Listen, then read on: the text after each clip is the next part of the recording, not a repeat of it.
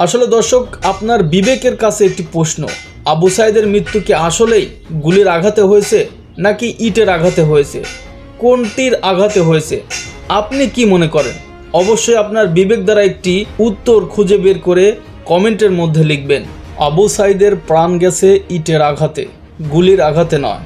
গতকালকে পয়লা বৈশাখের দিন ভারত থেকে এটাই জানিয়েছেন শেখ হাসিনা এবং এটা হাইলাইট করেছেন, মিডিয়াতে প্রচার করেছেন আনন্দবাজার পত্রিকা, ভারতের একটি অনেক বড় একটি পত্রিকা, গণমাধ্যম। এখন চারিদিকে প্রশ্ন উঠেছে, সরকার পতনের প্রায় 8 মাস পরে কেন আবু সাইদকে তোলা হচ্ছে?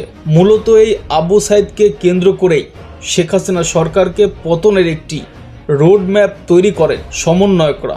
এটা এমন একটি রোড ম্যাপ এবং আনন্দবাজার পত্রিকা আরও জানিয়েছেন, এটা নিয়ে আরও তদন্ত করে, পুনরায় তদন্ত করে জাতিসংঘকে নতুন রিপোর্ট দেওয়ার একটি আবহাওয়াও জানিয়েছেন আনন্দবাজার এই পত্রিকাটি। এবং তিনি সেখানে অনেক কিছু হাইলাইট করে দিয়েছেন এবং যুক্তিসঙ্গত অনেক কিছু কারণও তিনি তুলে ধরেছেন, যা আমরা এখনই দেখতে চলেছি মোস্তফা সরোয়ার স্যারের কাছ থেকে। তো দর্শক, চলুন আর বেশি দেরি না করে ভিডিওতে একটা লাইক দিয়ে চ্যানেলটি সাবস্ক্রাইব করে মোস্তফা সরোয়ার স্যারের কাছ থেকে আমরা এ বিষয়ে বিস্তারিত জেনে আসি। শেখ হাসিনা তার নেতা কর্মীদের উদ্দেশ্যে বলতেছেন 8 মিনিটের একটা ভিডিও বার্তায় যে না, মানে ইটের আঘাতে তার মাথা লাগে এবং রাবার বুলেট কোনো ধাতব বুলেট না যে তাকে বিদ্ধ করবে এবং সে মারা যাবে। বিক্ষোভকারীদের ছোড়া যে পাথর বা ইটের আঘাতে মাথায় লেগে আবু সাইদ মারা যায়। বলেন, এইরকম একটা পরিষ্কার চিত্র সারা বিশ্ব দেখলো, দেশের মানুষ দেখলো। এটাকেই যদি সে মিথ্যা বলে, এটাকেই যদি সে পাশ কাটানোর চেষ্টা করে, তাহলে যার মনে করেন যে কোনো ভিডিও চিত্র নাই, মানে একেবারে গুলি করে মারছে এরকম কোনো চিত্র নেই, সেগুলোকে কি বলবে? সেগুলিকে ওই যে তিনি বলতেছেন যে এটা ষড়যন্ত্র, ধাতব মুদ্রা, জামাত শিবির, তারা অস্ত্র নিয়ে মারছে, পুলিশের পোশাক পরে নানান রকম যুক্তি দিচ্ছে। মানে চিন্তা করেন, মানে এই 15টা বছর কিন্তু মিথ্যা বলেই কিন্তু সে ক্ষমতায়। তার আমিরামি নির্বাচন, দিনের ভোট রাতে নির্বাচন হবার আগেই বিনা প্রতিদ্বন্দ্বের সবগুলো নির্বাচনে, এই 3টা নির্বাচন বিশ্বের বুকে নাকি সেরা নির্বাচন। আর শেষের নির্বাচনটা বলছে যে বাংলাদেশের ইতিহাসে এই ধরনের ভালো সুন্দর নির্বাচন, প্রতিদ্বন্দ্বিতামূলক নির্বাচন হয়নি। এই কথা যে বলে, এটা কি আসলে সুস্থ মানুষ? ওই যে কোন বিচারপতি বলছিল বাংলাদেশের রং হেডেড শেখ হাসিনাকে উদ্দেশ্য, আসলে তাই। মানে মস্তিষ্ক বিকৃত না হলে এই ধরনের কথা কেউ বলতে পারে না।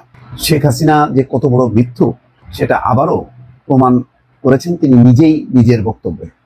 তিনি বলছেন, গুলি নয়, বিক্ষোভকারীদের ইটের আঘাতে প্রাণ যায় আবু সাইদের। অর্থাৎ এত বাংলাদেশের বহু হত্যাকাণ্ডের একেবারেই ভিডিও চিত্র পাওয়া যাবে না, কিন্তু যেটা মানুষ লম্বা সময় ধরে দেখলো যে কিভাবে রাবার বুলেট একটার পর একটা বিদ্ধ করলো এবং তারপরে এক পর্যায়ে যে তার বেকায়দা অবস্থানে লাগে, অর্থাৎ বুকে কোন একটা অংশে, এবং সে পড়ে যায়, মারা যায়। মানে আবু সাইদের ঘটনাটা পর্যন্ত চেপে যাচ্ছে। আজকে ভালো লাগলো, একটা আনন্দবাজার কিন্তু একটু তীর্যকভাবে শিরোনামটা করেছে, যেটা শেখ হাসিনার বিপক্ষে যায়, যে গুলি নয়, বিক্ষোভকারীদের ইটের আঘাতে প্রাণ যায় আবু সাইদের, সাফাই শেখ হাসিনার। অর্থাৎ শেখ হাসিনা সাফাই গাইছেন।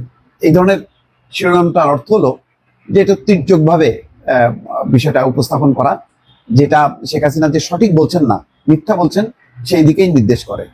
আর ডক্টর মোহাম্মদ ইউনূস তো বলছে, তো ডক্টর ইউনূসের বিরুদ্ধে সে যত বলবে তত ইউনূসের কিন্তু লাভ হবে, ডক্টর মোহাম্মদ ইউনূস তত বেশি জনপ্রিয় হবে। আজকে বলতেছে যে হাসিনার অভিযোগ, বিদেশের সঙ্গে ষড়যন্ত্র করেই বাংলাদেশকে ধ্বংস করতে চাইছেন ইউনূস, নিজের নেতা কর্মীদের উপর নির্যাতন নিয়েও সরব হয়েছেন শেখ হাসিনা। তাও সেটাও কিন্তু আবু সাইদের ব্যাপারটা এইভাবে নির্জলা মিথ্যা কথা কিভাবে বলে? গত ফেব্রুয়ারিতে জাতিসংঘের রিপোর্টে বলা হচ্ছে ইচ্ছাকৃত বিচার বহির্ভূত ভাবে খুন করা হয়েছে সাইদকে, এবং সেখানে জাতিসংঘের রিপোর্টে বলা হচ্ছে যে বাংলাদেশে যে গণহত্যা হয়েছে তার মূল নির্দেশদাতা হচ্ছে শেখ হাসিনা। তার সাথে জেনারেল তারেককে বলা হয়েছে, আসাদুজ্জামান কামাল সাবেক স্বরাষ্ট্রমন্ত্রী। তো জাতিসংঘের রিপোর্টও কোনো রিপোর্ট না, উনি যে বয়ান দেবেন এটি হবে আল্লাহর ওহীর মতন আর কি, সত্য, এটা খণ্ডানো যাবে না। রিপোর্টে বলা হয়েছিল যে 7.62 mm বুলেট ব্যবহার করেছে পুলিশ। হাসিনার দাবি, ওই দিন পুলিশ শুধুই রাবারের গুলি ছুড়েছিল। তার কথায় আবু সাইদকে রাবারের বুলেট ছোড়া হয়েছিল, ধাতব গুলি ব্যবহার করা হয়নি। তারা যখন পুলিশকে লক্ষ্য করে পাথর ছুটছিলেন তখন একটি পাথর তার মাথা থেতলে যায়। পুলিশের আত্মরক্ষার অধিকার আছে। 7.62 mm বুলেট কিভাবে এলো, কে মিছিলে বন্দুক নিয়ে এসেছিল? হাসিনার দাবি প্রশাসনের এক কর্তা বিষয়টি উদ্ঘাটনের চেষ্টা করতেই ইউনূস তাকে সরিয়ে দেন। তার কথায় ইউনূস এইরকম করছেন কারণ তিনি এই খুনের জন্য দায়ী। সাঈদের দেহ কবর থেকে তুলে ফরেন্সিক পরীক্ষা করানোরও দাবি করছেন হাসিনা। তিনি আরো বলেন, ওই খুনগুলি ছিল ষড়যন্ত্রের অংশ। আমি খুন করিনি, পুলিশ বা আওয়ামী লীগের কর্মীরাও করেনি। পুলিশ নিজেরাই নির্যাতনের শিকার হয়েছিল। সবটাই ছিল নির্ভুল পরিকল্পনা। আহারে, এত পরিকল্পনা! আপনার এই পুলিশ বাহিনী, এত নিরাপত্তা সংস্থা, সব তো আপনার প্রশাসন, পুলিশ, কোথায় ছিল তারা? গণঅভ্যুত্থান হয়নি? লাগাতার গণঅভ্যুত্থান হইতে হইতে হইতে 36 দিনের মাথায় পতন ঘটছে। আর এটা ছিল ষড়যন্ত্র।